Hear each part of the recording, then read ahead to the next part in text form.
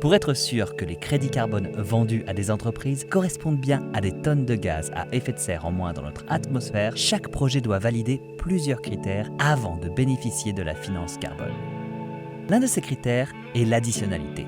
Mais qu'est-ce que ça veut dire ?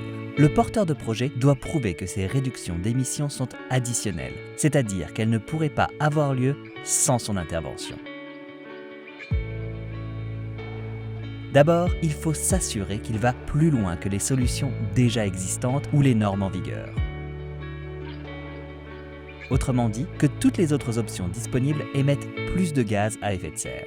C'est essentiel, car les émissions de gaz à effet de serre réelles seront comparées à celles d'un scénario sans projet. C'est cela qui permettra de déterminer le nombre de crédits carbone générés.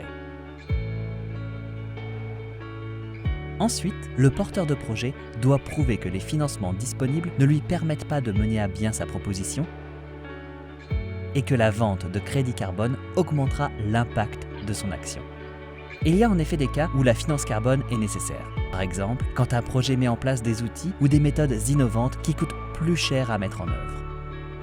Plusieurs standards de la compensation carbone existent. Ils expliquent comment démontrer l'additionnalité d'un projet selon son secteur. Penser cette additionnalité, c'est donc faire de la compensation carbone un véritable levier de transformation du monde vers la neutralité carbone et la transition écologique.